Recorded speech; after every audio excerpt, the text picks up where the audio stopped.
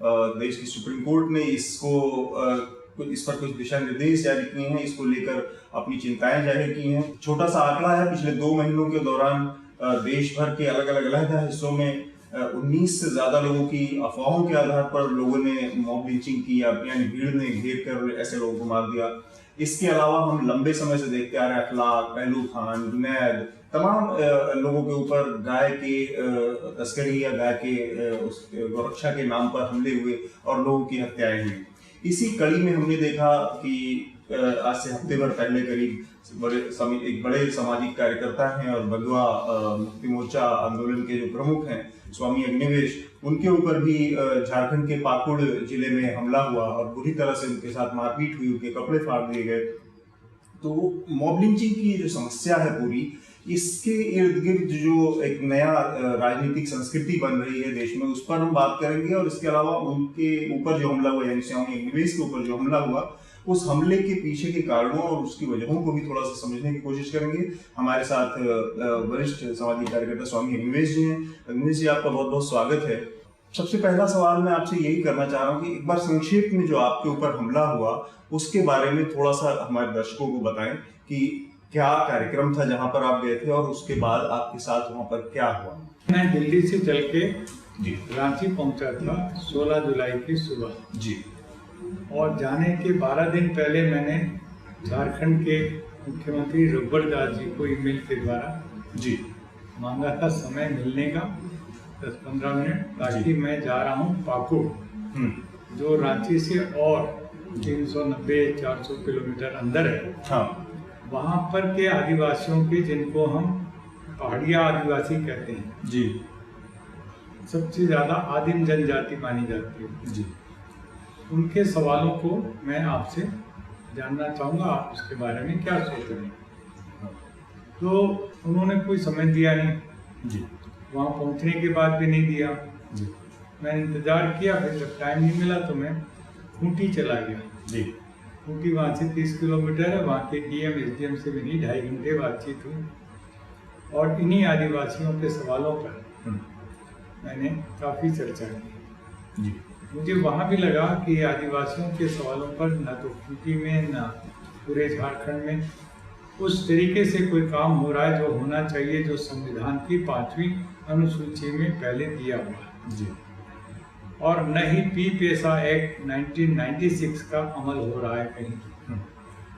तो मुझे पता लगा वहाँ खूंटी के जिलाधिकारियों से कि अभी तो पी पेसा एक्ट के 22 साल हो गए, रूल्स पे नहीं बने जी। मैंने क्यों नहीं बनवा रही आपकी सरकार या असेंबली? बोले जी पता नहीं। तो ये है सारा का सारा खेल मजाक जी। तो मैं जाता वहाँ पर पाकुड़, और पाकुड़ से भी आगे 30 किलोमीटर लिट्टीपाड़ा में जी, कोई 1 से 1.5 लाख आदिवासी इकट्ठे हुए थे। अच्छा। जो मुझे सुनना चाहते थे। अच्छा।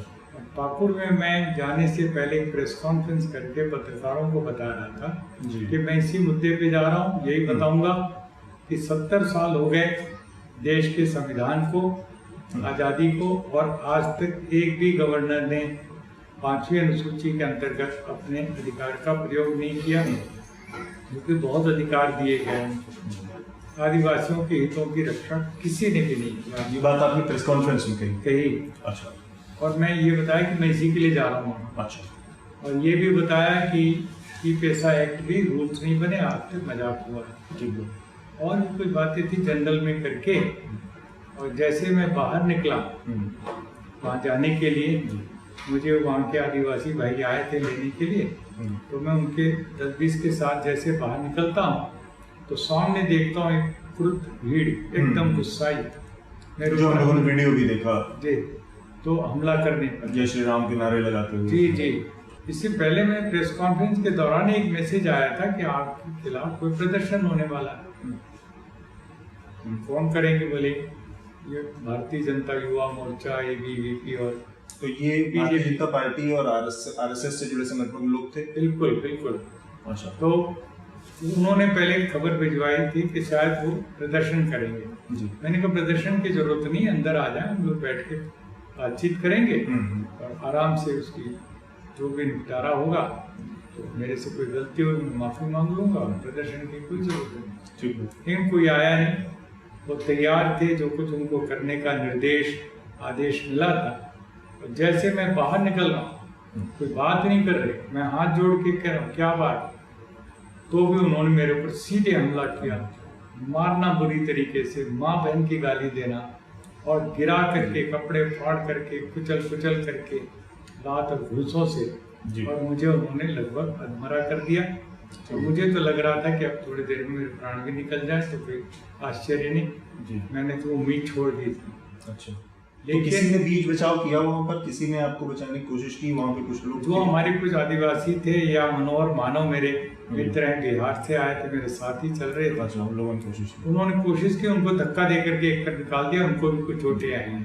आप ये कह रहे थे स्वामी जी की करीब 1 से 1.5 लाख लोग थे मौजूद वहाँ से करीब 30 किलोमीटर की दूरी पर।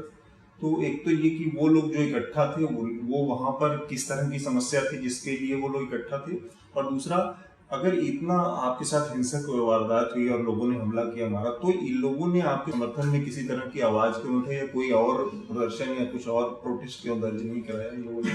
देखिए कि वो जो भीड़ थी, मतलब जनता थी वहाँ, उनको बहुत शौक, बहुत ही दुख हुआ, दर्द हुआ जी, और वो कुछ करना चाहते थे, लेकिन हमने उनको अभी कहा कि अभी कोई हम ऐसा काम नहीं करेंगे जो उग्रता की तरफ ले जाए या हिंसा की तरफ। तो आपका उन लोगों से संवाद फिर भी हुआ जो लोग वहाँ थे?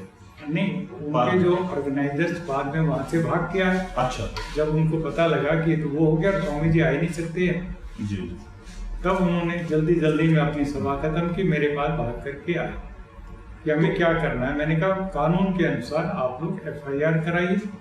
जो उन्होंने करवाया, 8 लोगों के नाम दिए, मैं तो पहचानता नहीं था, लेकिन वो एक एक को पहचान रहे थे जी। तो इस तरीके से सबको स्थानीय लोगों के द्वारा पहचान करके और उनके खिलाफ FIR करें। तो आप जो लोग इकट्ठा हुए थे और जिनके समर्थन में, जिनके सामने आपको बोलना था, उन लोगों की क्या दिक्कतें थी? जैसे कहीं मैंने आपको सुना कि वहां पर अडानी का कोई बहुत बड़ा प्रोजेक्ट लगने वाला है या उसके लिए जमीनें अधिग्रहित किया, तो ये पूरा थोड़ा सा मामला समझाएं जिसके मुख्य उद्देश्य से आप वहां पर थे। देखिए कि वो इलाका बड़ा ही खनिज संपदा से भरा हुआ इलाका है जी, और वहाँ सरकार ने ऑलरेडी एक बहुत बड़े उद्योगपति हैं भारत के और जो हमारे प्रधानमंत्री जी के करीबी हैं, अडानी जी, उनको 25,000 एकड़ देने का उन्होंने एक MOU बना रखा है, झारखंड की सरकार ने। और इस तरह के 210 MOU और साइन कर रखे पूरे झारखंड में, जिसके अंतर्गत 3,50,000 एकड़ जहाँ खनिज संपदा है, वन संपदा है, वो सारा का सारा उनको देना चाहते हैं विकास के नाम पर। इस बात से काफी पूरे झारखंड में एक आतंक है, डर है कि ये क्या करेगी बीजेपी की सरकार। तो इसके खिलाफ वहाँ की असेंबली में ऑलरेडी हंगामा हो रहा है, वहाँ के सारे विपक्षी दल मिलके इसका विरोध कर रहे हैं, लेकिन चूंकि उनका बहुमत है असेंबली में तो किसी के नहीं सुन रहे, वो एकदम धड़ल्ले से भूमि अधिग्रहण की तैयारी कर रहे हैं। तो उनको था कि यदि वहाँ पहुँच गया, 1.5 लाख लोगों को उसने इस तरह तैयार कर दिया तो सरकार की योजना विफल हो जाएगी, मुश्किल हो जाएगी, पीछे हटना पड़ेगा। तो इसलिए इसको यहीं पर बंद कर दो, इसकी आवाज़ किसी तरीके से। वो था उनका मेन उद्देश्य, मुख्य। तो आप ये कहना चाह रहे कि अडानी का जो प्रोजेक्ट वहां पर लागू होने वाला है, उसकी वजह से, उसके खिलाफ जो आप एक तरह से एक अभियान चला रहे थे, उसकी वजह से ये हमला हुआ? जी, अडानी है एक, और कितने और होंगे पता नहीं जी, मुझे जो जानकारी मिली जी। लेकिन पूरे इलाके के अंदर, मैंने कहा पूरे झारखंड में इस बात की एक तरह से दहशत, आतंक है कि ये सरकार आदिवासियों को उजाड़ करके अपने ही प्रदेश में और बंधुआ मजदूर बनाएगी, वो पलायन करने के लिए मजबूर होंगे। तो वहाँ एक और आंदोलन चल रहा है जिसका नाम है पत्थलगड़ी। हाँ, मैं उस पर भी आंदोलन था जी। तो पत्थलगड़ी आंदोलन, जिसकी जानकारी मुझे खूंटी में मिली और वहीं से वो शुरू हुआ आज से 1.5 साल पहले जी। और वो धीरे धीरे फैल रहा है छत्तीसगढ़ भी और आदिलाबाद, तेलंगाना की तरफ, सब तरफ। वो इनका एक परंपरागत तरीका है जिसमें वो एक पत्थर गाड़ करके अपनी कुछ बातें कहते हैं और अपनी चीजों का दिमाग। ग्राम सभा जो होती है उसको आदिवासी सबसे ज्यादा तरजीह देते हैं कोई चुनी हुई नहीं होती। और डॉक्टर बीजी शर्मा हमारे मित्र होते थे, जो पहले बहुत पहले बस्तर के जब 5 जिले इकट्ठे थे एक जगह, उसके कलेक्टर होते थे बस्तर के। और तब उन्होंने जब नज़दीक से देखा कि आदिवासी सबसे सरल सीधा आदमी, सबसे ज़्यादा गरीब शोषित क्यों है, तो उसकी गहराई में जा करके उन्हें यही पता लगा कि इनके सारे जल जमीन जंगल को हड़पने की एक बहुत लंबी चौड़ी योजना उस समय की सरकारों में, आज से 30-40 साल पहले की बात बता जी, उससे भी पहले। तो फिर उन्होंने इसको काफ़ी गहराई से अध्ययन करके और तब ये टीपेसा एक्ट का ड्राफ्टिंग भी उन्होंने करवाया, जो पार्लियामेंट में पास किया। वो बाद के दिनों में पूरे भारत के national commission on schedule caste and schedule tribe के चेयरपर्सन रहे। उनकी रिपोर्टें पार्लियामेंट में सबमिट होती थी, बड़ी चर्चा होती थी। उसके बाद तो कोई ऐसा रहा नहीं। तो उन्होंने एक बात नारा दिया जी आदिवासियों को, और कहा कानून में आपको स्वशासन का अधिकार है जी, और उस स्वशासन के नाते से आपके इलाके में कोई भी ये नहीं हो सकता जिसको चुनी हुई ग्राम पंचायत कहते हैं। आपके इलाके में नगर पालिका नहीं हो सकती चुनी हुई, न ही आपके यहाँ चुना हुआ कोई जिला परिषद हो सकता।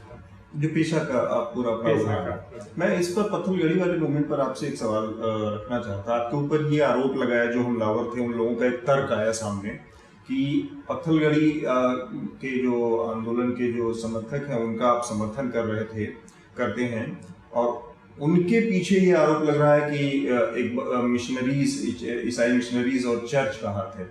और इनफैक्ट जो पत्थलगड़ी मूवमेंट के एक नेता हैं जॉनसन टिडू, उनका चर्च से संबंध है, वो खुद भी ईसाई हैं। तो ये जो आरोप है, क्योंकि एक तरह से सरकार का ये तर्क है कि ये जो राज्य की व्यवस्था है उसके खिलाफ खड़े हैं पत्थलगड़ी के आंदोलन के लोग, क्योंकि पहले जो पत्थलगड़ी होती थी वो उनके अपने रिहायशी इलाकों और अपने पुरखों की जो कब्रगाहें होती थी उनकी पत्थलगड़ी होती थी। अब उनका दायरा उन्होंने बढ़ाकर नई पत्थलगड़ी उसमें जोड़ी है। तो ये राज्य का कहना है कि एक तरह से राज्य की जो सत्ता है उसको खारिज करने का काम कर रही है पत्थलगड़ी आंदोलन, और उसके पीछे चर्च या ईसाई मिशनरीज हैं, और आप उसको एक तरह से समर्थन दे रहे हैं। तो आपके पीछे तो ये जो एक सिलसिला बनाया जा रहा है, ये एक कड़ी जो बनाई जा रही है, उसमें कितनी सच्चाई है? देखिए, पूरी सच्चाई है इस नाते से कि मैं और पत्थलगड़ी के आंदोलन करता केवल और केवल संविधान की 5वीं अनुसूची और टीपेसा एक्ट, इसको मूल मान के चल रहे हैं। और ये उनके पत्थर पे खुदा हुआ लगा हुआ बहुत सी जगहों पे। बाकी भी कुछ 2-4 स्थानीय बातें होंगी, लेकिन इनका ये कहना कि कोई वो चर्च के हाथों में खेल रहे हैं या मैं उनके साथ मिलकर के कर रहा हूँ, क्रिश्चियन मिशनरीज या किसी, ये बिल्कुल झूठी बात है। कुछ मिशनरीज ने आपके पक्ष में बयान भी दिए थे पिछले कुछ समय में? दिए होंगे, मुझे नहीं पता, लेकिन मैं ये कह रहा हूँ आप झारखंड में पूरा घूम करके जाइए, यहाँ हिंदू धर्माचार्यों का कुछ किया हुआ गरीब आदिवासियों में या और दलितों में कोई काम कहीं नहीं दिए जी। यदि किसी का दिखता है शिक्षा के क्षेत्र में या चिकित्सा के क्षेत्र में जी, तो ईसाई मिशनरियों का लगता है। उनके चर्च वालों ने जा करके सुदूर जंगलों में अपना काम किया है, और हो सकता है उसकी वजह से उन्होंने कोई ईसाई भी बनाए हैं, लेकिन वो ईसाई वगैरह नाम मात्र के हैं, वो शुद्ध आदिवासी हैं और आदि धर्म कहते हैं उसको जी, और उसके ऊपर ही अमल करते हैं। ठीक है, तो ईसाई बनाए, हिंदू कुछ भी बना लीजिए, उनके ऊपर कोई असर नहीं होने वाला, वो अपनी परंपराओं में चलते हैं। एक आपके ऊपर हमले पर फिर से आते हैं, तो एक आरोप जो हमलावर हैं या जो सत्ता प्रतिष्ठान की तरफ से, ये आपका एक वीडियो इन दिनों चल रहा है जिसको कि काफी एंडोर्स किया जा रहा है, पुराना आपका काफी वीडियो है जिसमें आप जो पाखंड और स्कप की बात करते हैं, धर्म के पाखंड पर आपके हमले हैं। उसमें 2-3 बातें हैं जो मैं रखना चाह रहा हूँ अपने दर्शकों के सामने। आपने कहा कि बेसिकली जो अमरनाथ की यात्रा है या तिरुपति है, इन सब जगहों को ये यात्राएं बंद होनी चाहिए, और बेसिकली वो एक प्राकृतिक प्रक्रिया है जिसके तहत अमरनाथ में बर्फ का लिंग, जिसको आपने शिवलिंग से जोड़ दिया है, ये खत्म होना चाहिए। और इसके अलावा आपने प्रधानमंत्री को भी कहा कि अगर प्रधानमंत्री देश के पद पे इतने शीर्ष पद पे बैठा हुआ आदमी मंदिर मंदिर जाके और तिलक लगा के और पंडागिरी करेगा तो वो शोभा नहीं देता, ये सारी चीजें। तो ये जो तर्क है कि आप हिंदू धर्म से जुड़ी कुछ आस्थाओं को पर हमला कर रहे हैं, तो जो उस आस्था को मानने वाले हैं उसके लिए ये एक गैर जरूरी प्रोवोकेशन, एक जब जानबूझ के छेड़ने वाली चीज नहीं है, आपको लगता है? और कर कौन रहा है? आर्य समाज का एक सन्यासी जी। आर्य समाज क्या है? हिंदू धर्म के रक्षा के लिए, सुधार के लिए प्राणों की बलि देने वालों की लाइन है हमारे पास। जी जी, समझ रहे ना, हम कोई गैर हिंदू तो हुए नहीं। ठीक बात। और हिंदुओं में कितने कितने बड़े बड़े समाज सुधारक हुए, धर्म सुधारक हुए। कबीर ने क्या कम आलोचना की है? मूर्ति पूजा की और सब लोगों की, पाखंड की, जातिवाद की और सब चीजों कम की। गुरु नानक देव ने कम की है। और तमाम मैं कहूँगा जितने संत तुकाराम और ये सब कुछ हुए, एक लाइन से मैं 20 नाम गिनाता हूँ, सबकी ये कोशिश रही है। और मैंने खुद जब ये सती प्रथा हुई थी उस समय सबसे ज्यादा इसके विरोध में मैं दिल्ली से पैदल चल करके देवराला गया जी। और सती प्रथा के खिलाफ राजीव गांधी ने कानून बनाया। उस समय भी ये जो हिंदू तथाकथित हिंदू धर्म के समर्थक थे वो मुझे हिंदू धर्म विरोधी बता रहे जी, मुझे मारने के लिए तलवारें लेके दौड़ रहे जी जी। बहुत कुछ विरोध किया उन्होंने। जानलेवा हमला उस समय भी हुआ मेरा 1987 में। ये तो उस समय की सरकार ने माफ करके मुझे सुरक्षा प्रदान की आदि आदि।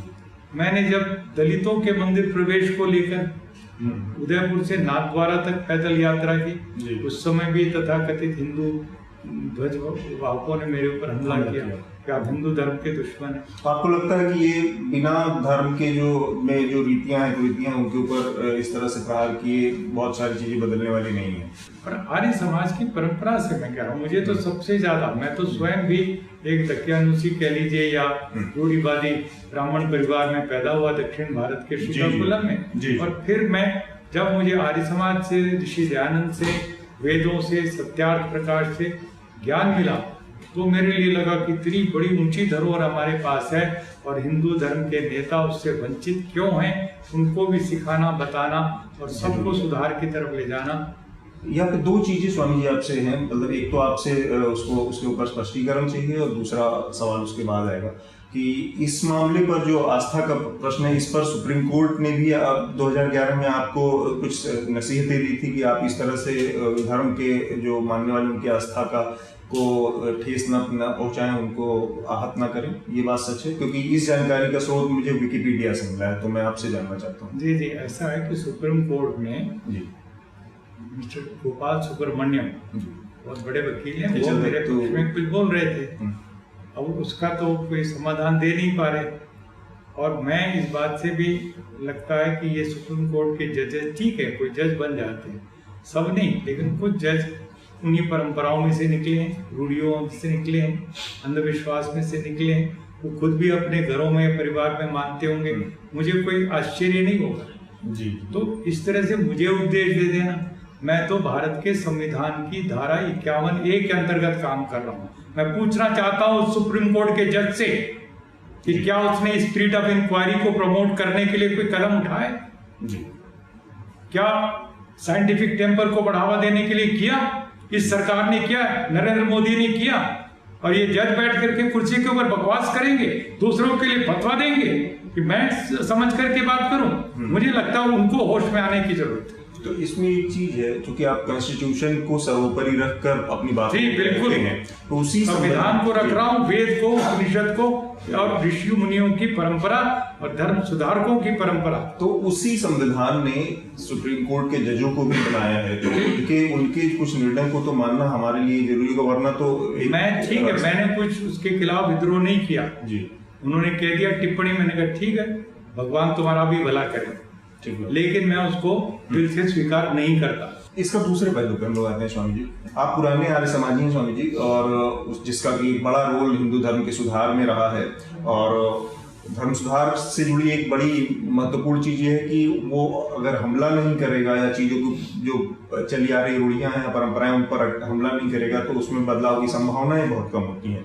लेकिन दूसरी तरफ संवैधानिक कुछ चीजें हैं, मान्यताएं हैं जो कि संविधान प्रदान करता है अपने नागरिकों को। उसमें से एक आस्था का भी प्रश्न है कि वो अपनी आस्था को मानने के लिए पूरी तरह से स्वतंत्र है और कोई उसको उसकी आस्था को इस तरह से हमला नहीं कर सकता। तो जो ये आधुनिक समय का कॉन्सेप्ट है, संवैधानिक जो अधिकार और धर्म सुधार की जो अवधारणा, ये दोनों एक दोधारी तलवार जैसी हो गई है। ऐसे समय में आप लोगों के लिए या किसी भी धर्म सुधार के लिए कितना स्पेस है? देखिए, बहुत ही अच्छा सवाल किया चौरसिया जी आपने। यही स्पेस जो है, जब तक संवाद, शास्त्रार्थ, वाद विवाद, जो वेदों में आया वादे वादे जायते तत्वबोध, ये बातचीत से, बहस से हमें आगे बढ़ना है।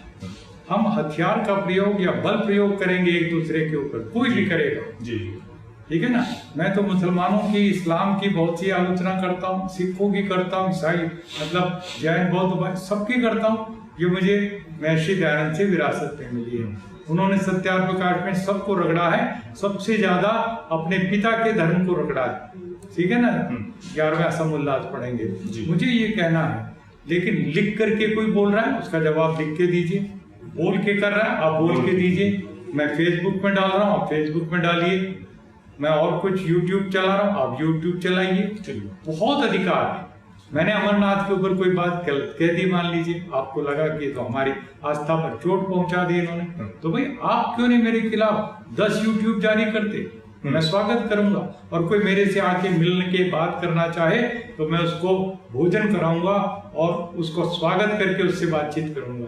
मेरी गलती होगी तो सार्वजनिक रूप से माफी मांगूंगा, लिख के माफी मांगूंगा, और क्या कर सकता हूँ। लेकिन जी, जो प्रजातंत्र हम कहते हैं या दुनिया का जो एक सिविलाइज्ड तंत्र है, उसमें और क्या तरीका है भाई, हमारे मतभेद होंगे, ठीक है। ये सवाल वहां पे जाता है स्वामी जी कि क्या हम एक ऐसी स्थिति में पहुंच चुके हैं जहां पर कमोबेश एक लॉलेसनेस वाली स्थिति आ गई है, लॉ एंड ऑर्डर जो कानून व्यवस्था की स्थिति चरमरा चुकी है कि किसी के ऊपर भी कोई इस तरह से हमला करता है उसको कम से कम उस कानून का, उस व्यवस्था का जिससे राज्य का इकबाल बुलंद होता है, उस पर भरोसा आम लोगों का नहीं रह गया। वो खुद ही न्याय करने लगे हैं और ये फिर ये एक निश्चित एक सिलेक्टिव बहुत चुने हुए चुनिंदा लोगों को दिया गया अधिकार है जो कि अपनी विचारधारा के वशीभूत कुछ लोगों को सफाया करने लगे हैं।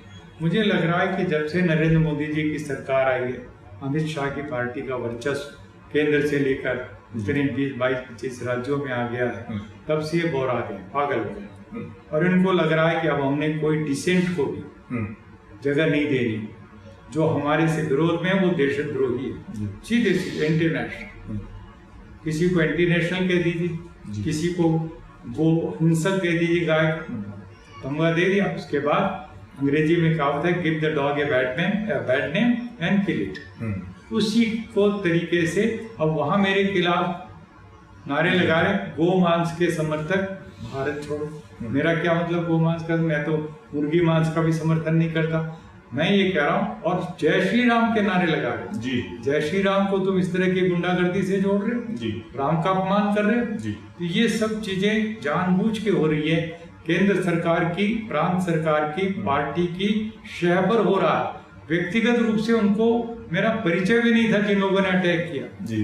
वो मुझे नहीं जानते, मैं उनको नहीं जानता, क्या दुश्मनी मुझे नहीं पता। ठीक है, मैं हाथ जोड़ के कह रहा हूँ, क्यों उससे कोई बात नहीं कर रहा हूँ। पहले तैयारी से भेजे गए थे और पुलिस दूर दूर तक 1 घंटे के बाद तक नजर नहीं आई, पूरी तैयारी थी। एक और सवाल स्वामी जी, आप इसी से जुड़ा है कि आपके ऊपर बहुत हिंसक और बहुत ही निंदनीय हमला हुआ जिसका कि एक सुर में विरोध होना चाहिए था, लेकिन जिस तरह का राजनीतिक वर्ग से समर्थन मिलना चाहिए था, वहां से जिस तरह की आवाजें उठनी चाहिए थी आपके लिए, वो देखने को नहीं मिला।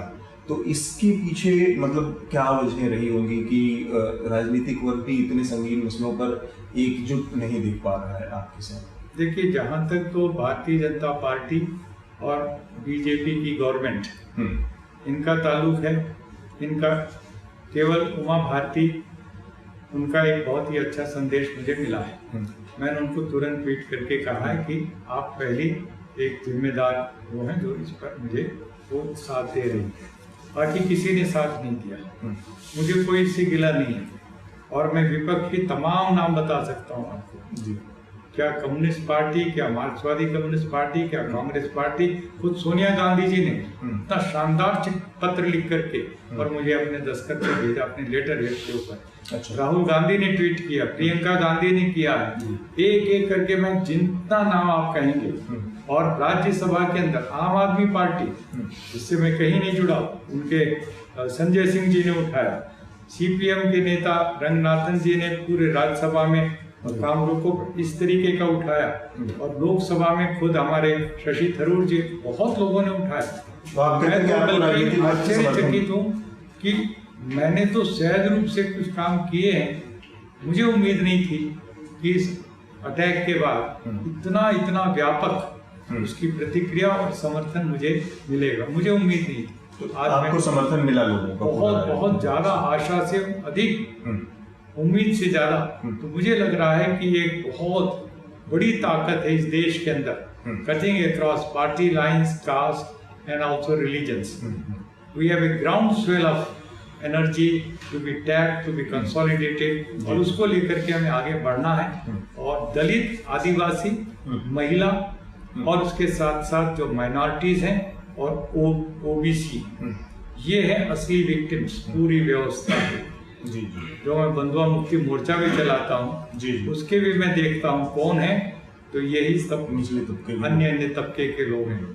तो ये सारा तबका लेकर के यदि हम खड़े होंगे तो असली आज़ादी की तरफ हम कदम उठाएंगे, तब असली संविधान लागू होना शुरू होगा और तब असली अर्थ में प्रजातंत्र भी स्थापित होगा। बस आखिरी सवाल, जो मॉब लिंचिंग से जुड़ा, मॉब लिंचिंग का जो संस्कृति इस समय पिछले 4-5 सालों में पनपी है, उस पर जानना चाह रहा था मैं। हालांकि ये सवाल पहले भी आ चुका है, लेकिन इसका थोड़ा सा दूसरा स्वरूप कि हमने अलवर के मामले में देखा। अलवर में एक स्थिति ऐसी बनी कि सामने आ रही है कि जो गौरक्षक थे, जिन्होंने उस युवक को रकबर खान की पिटाई की या उसको पकड़ा था, वो और पुलिस दोनों मिलकर उस आदमी के पीछे की हत्या में एक तरह से हाथ सामने आ रहा है। और पुलिस की जो भूमिका है वो अब कहीं न कहीं संदेह के दायरे में है। ये तब हो रहा है जब सुप्रीम कोर्ट के प्रॉपर एक गाइडलाइन अभी एक हफ्ते पहले सामने आई है मॉब लिंचिंग से जुड़ी। तो ऐसे में जो लॉलेसनेस की सिचुएशन है या जो कानून व्यवस्था की स्थिति खत्म हो जाने की स्थिति है, उसको लेकर आपका क्या अपना, क्योंकि आप खुद भी उसके पीड़ित हैं, तो उसको लेकर आपका क्या पूरा एक आकलन है कि ये इस देश में मतलब राजनीतिक वर्ग से संरक्षण प्राप्त है, तो सुप्रीम कोर्ट जैसी संस्थाओं की भी कोई हैसियत रह जाती है?